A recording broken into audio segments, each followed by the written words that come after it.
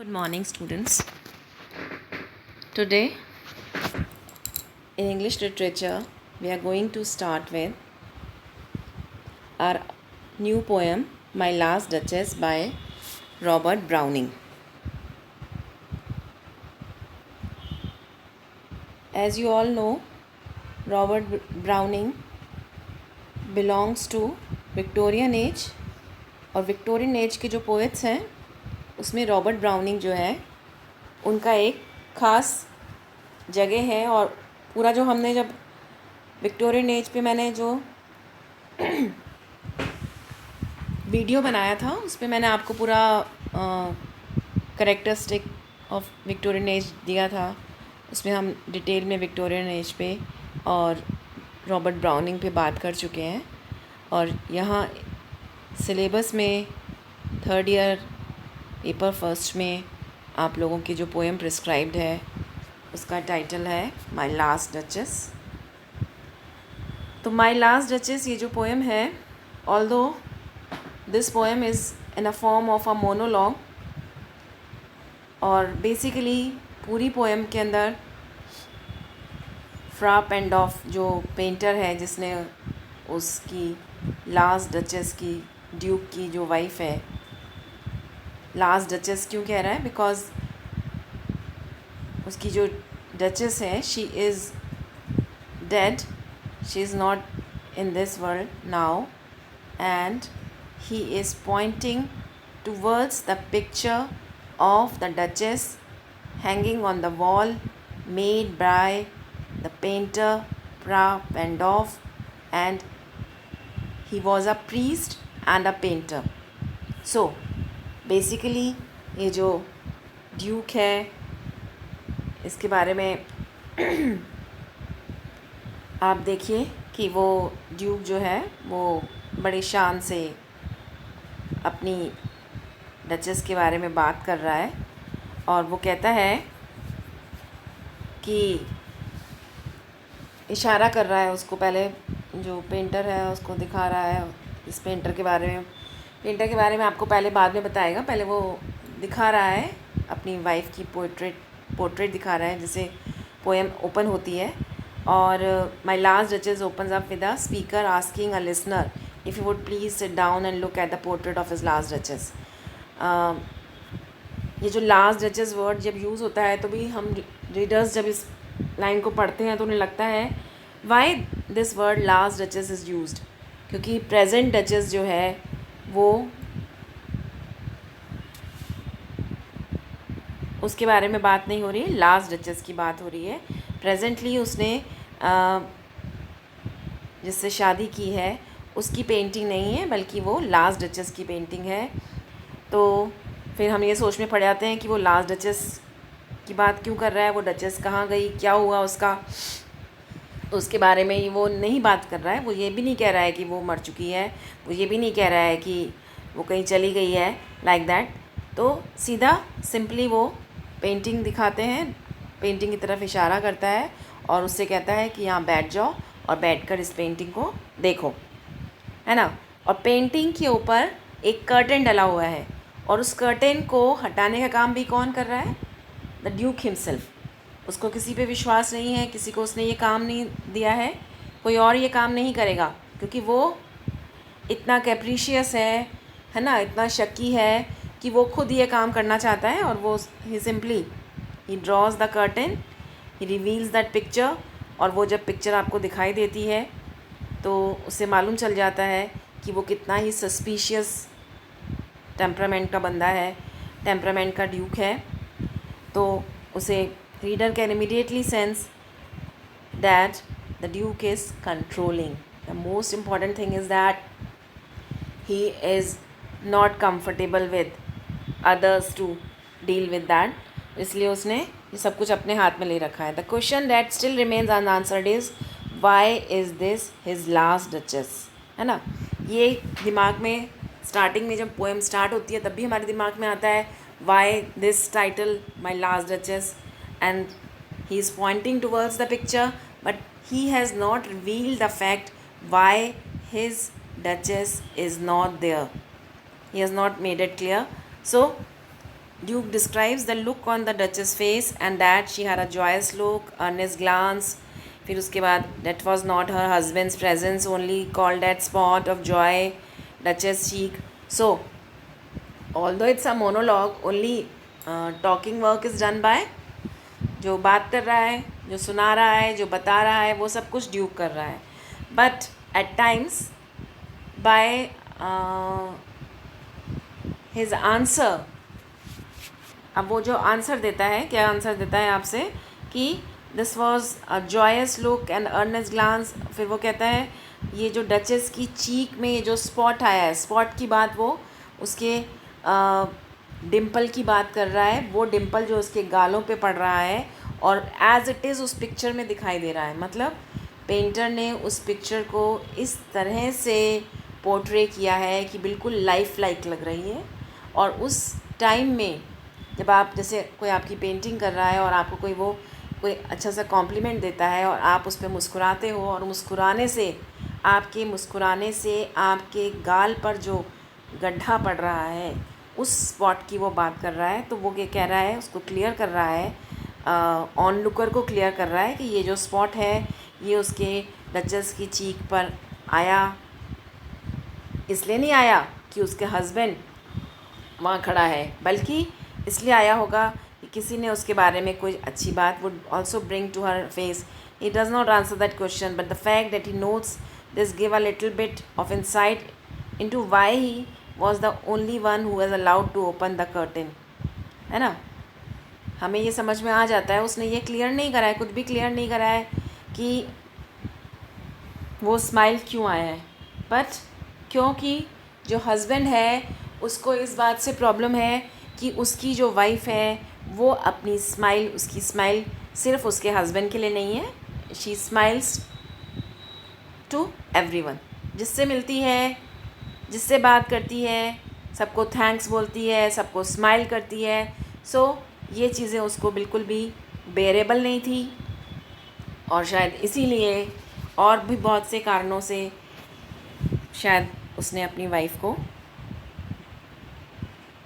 मरवा दिया या वो मारी गई या whatever. It's not clear here, but the thing is that कि I gave commands and all the smile stopped. ये जो पोएम में ये जो लाइंस आ रही हैं ये इस बात को क्लियर कर रही हैं that whatever has been done was according to the orders given by the Duke. So this is a curious thing to say. Why would we expect such that his presence alone and nothing else would bring joy to her face? He does not answer that question, but the fact that he notes this gives a little bit of insight into why he is the only one who was allowed to open the curtain. क्यों अकेला वही है जो curtain draw करके आपको वो picture दिखा रहा है. Because he is a very suspicious man. He doesn't believe in any other person. उसका कोई ऐसा कोई विश्वास पात्र भी नहीं है जिस पर वो विश्वास कर सके. और इसीलिए शायद उसे अपनी वाइफ के करेक्टर पर भी डाउट है, क्योंकि वो बहुत ज़्यादा सस्पिशियस करेक्टर का बंदा है. तो नेचुरली उसको अपनी वाइफ पर भी इतना विश्वास नहीं था और इसीलिए शायद वो ये बात कह रहा है. All along he wanted to be the only one who would bring a look of joy to his duchess face. Now that she has put away somewhere and her life size painting was on the wall, he could be the only one to ever see that look of joy on her face, because he would allow no one else to look at the painting without his permission. Suddenly our speaker seems somewhat psychotic. अब यहाँ पर जब हम इस poem को पढ़ रहे हैं और तो हमें लगता है that this duke is not a normal man, है ना, एक नॉर्मल ह्यूमन बीइंग नहीं है, थोड़ा साइकोटिक है. बिकॉज वो उसकी जो ओवर पोजेशन की जो हैबिट है वो अपनी वाइफ को एक ह्यूमन बीइंग की तरह ट्रीट नहीं कर रहा है. उसको लगता है कि ये उसकी बहुत सारे जो पोजेशंस हैं, उसका बहुत जो ऊंचा नाम है, उसमें से ही एक ये उसका बहुत ही वैल्यूएबल पोजेशन है जो उसकी ही निगरानी में रहेगा, उसके पोजेशन में रहेगा. No one is going to talk to her, no one should talk to her, no one should look at her. And शायद इसी वजह से कि आगे पोएम की जो लाइंस हैं वो हमें ये बात क्लियर करेंगी दैट उसकी बहुत सारी वाइफ की ऐसी एक्टिविटीज़ थी जिसमें उसको अच्छा नहीं लगता था, और ही डजंट वांट कि उसकी वाइफ जो है वो किसी और की तरफ देख के स्माइल करे या किसी और को थैंक्स कहे लाइक दैट। तो इसी वजह से उसका ये जो साइकोटिक साइड है उसके करेक्टर का, ये हमें यहाँ पर क्लियर हो रहा है now. This thing frap and off chance to say her mental lapse over my lady's wrist too much or paint must never hope to reproduce the faint half flush that dies along her throat. Such stuff was courtesy sure and cause enough for falling up that spot of joy. She had a heart, how shall I say, too soon make glad, too easily impressed. She liked whatever she looked on and her looks went everywhere.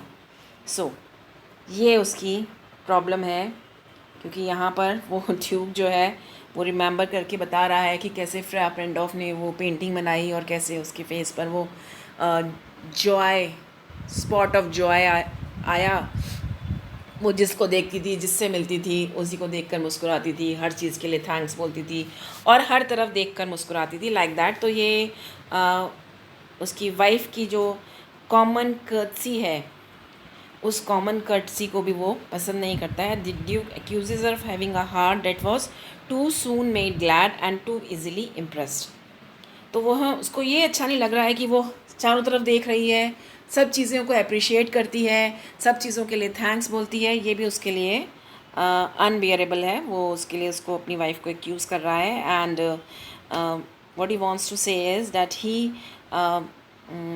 it would seem that he put away his touches because he could not control her feelings.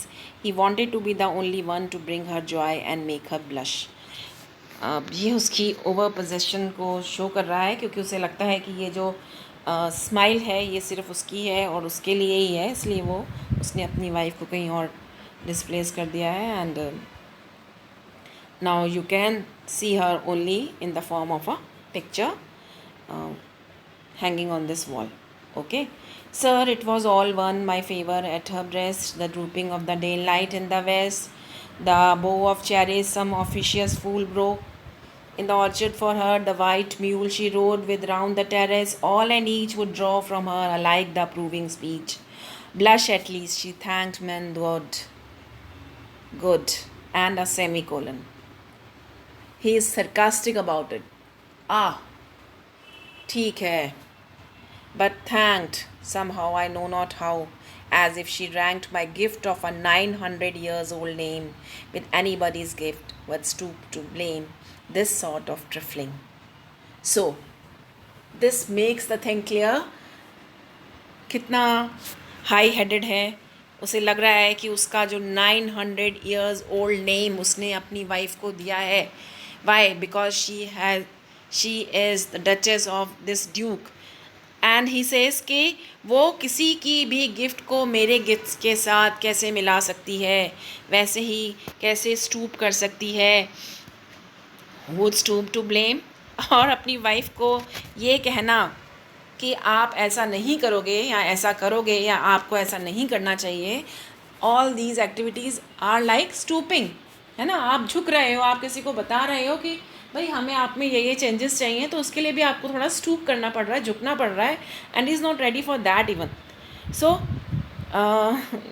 In lines में उसने पूरा describe किया है कि उसकी wife की different activities, वो white mule पर जब बैठती थी या चेरीज़ का बंच कोई ला के उसको देता था, या वो सनसेट की तरफ देखती थी, या कोई वैल्यूएबल पीस ऑफ ज्वेलरी उसके हस्बैंड ने उसको दी, and all that things make her equally happy, है ना। उसके लिए सभी चीज़ें बराबर थी, और ये चीज़ें उसके हस्बैंड को बिल्कुल भी एक्सेप्टेबल नहीं है, क्योंकि उसे लगता है कि उसने उससे शादी करके उसको 900 साल पुराना जो उसका नाम है उसको, वो उस परिवार से, उस नाम से उसको जोड़ा है। And she should be thankful to him. And उसको लगता है कि वो तो सभी को थैंक्स करती थी, तो he is irritated about this thing and Duke so much that he was not even willing to stoop to her level to discuss it with her. He thinks it would be trifling to do so. Trifling word use किया है। आपको पता है trifle जो word होता है उससे लगता है कि इट्स बियॉन्ड हिज डिग्निटी, है ना। अगर हम किसी को ये बताएं कि no this is not done, तुम ये कर रहे हो, ये गलत है, और तुम्हें ऐसा करना है, ऐसा नहीं करना है. Even this thing is not acceptable to him, वो ये भी नहीं करना चाहता. सो even had you skill in speech which I have not, to make your will quite clear to such as one, and say just this or that in you disgust me. Here you miss or there exceed the mark, and if she let herself be lessoned so, nor plainly set her wits to yours, forsooth, and made excuses, even then would be some stooping, and I choose never to stoop. Oh, sir, she smiled, no doubt, whenever I passed her, but who passed without much the same smile? This grew. Now, here comes that line. I gave commands, then all smiles stopped together.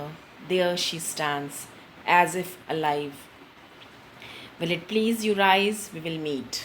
Now, towards the end of the poem of this dramatic monologue, ये monologue जो कि most of the time Duke जो है वो उस picture को देखकर और उसके सारे बारे में, अपनी डचेस के बारे में सारी बातें कर रहा है.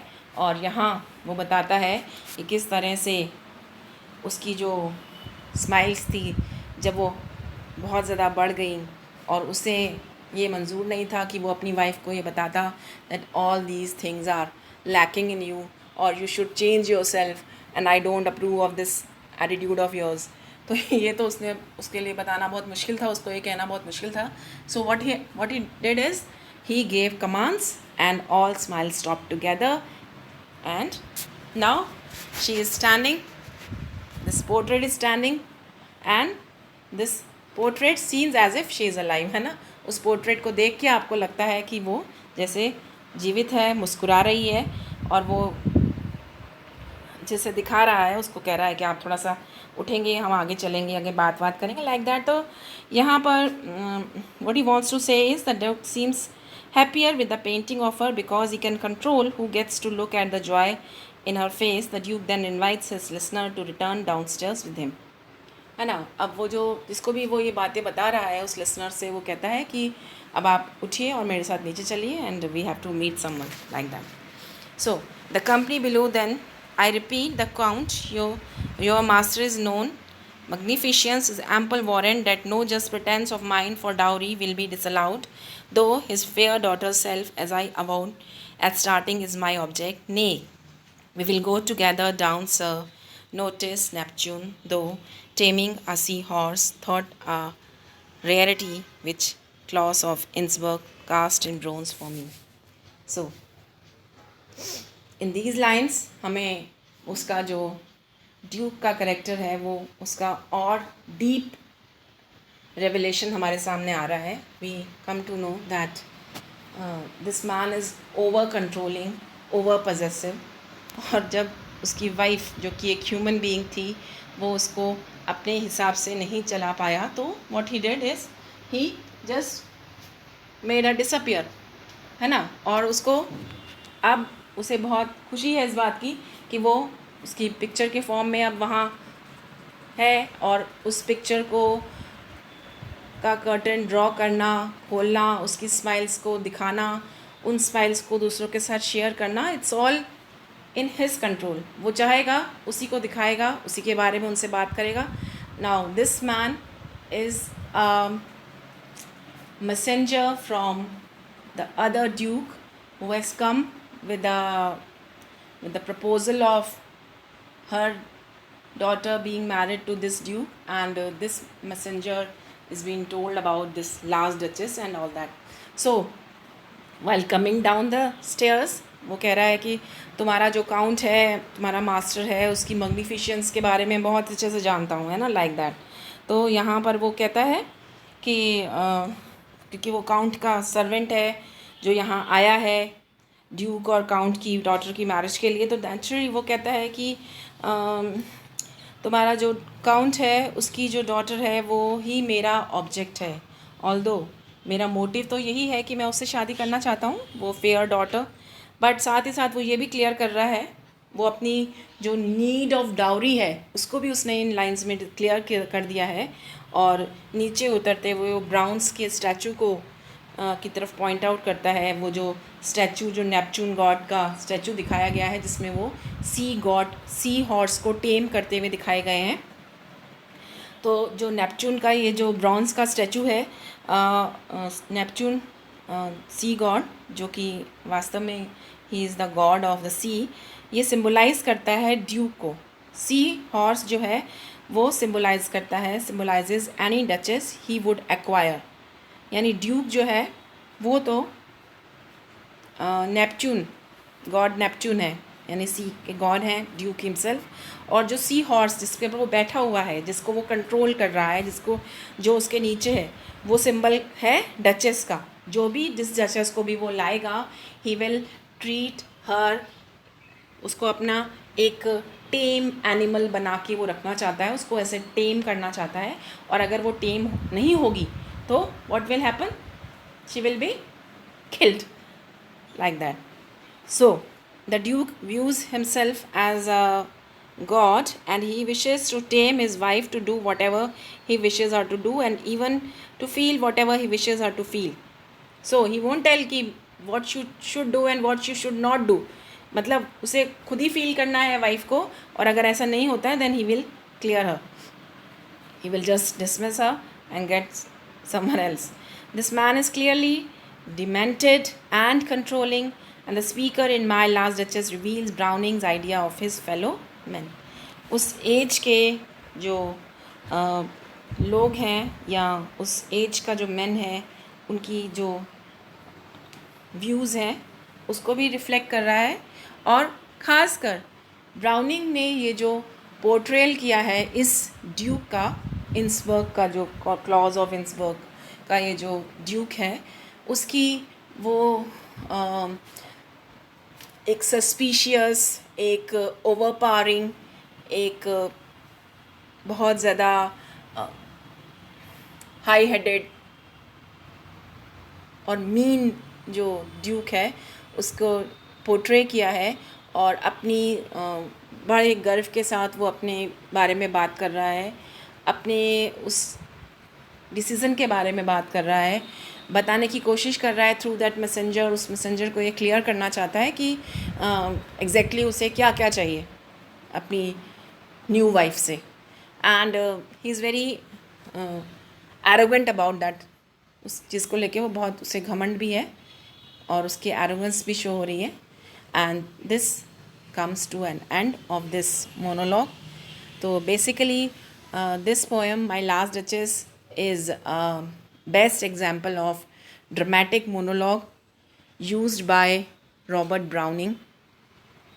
तो इसको, ये जो क्रिटिकल एनालिसिस मैंने पोएम का देखा, अभी पढ़ा, you can go through that and you can read the poem also which you have with you yourself. आप लोगों के पास में, आपके पास वो पोएम है, किताब है, उसको पढ़िएगा। पढ़ने के बाद में आपको कोई प्रॉब्लम हो तो पूछ लीजिएगा, तो उसके बारे में हम फिर से डिस्कस कर लेंगे। Here it ends. Thank you so much.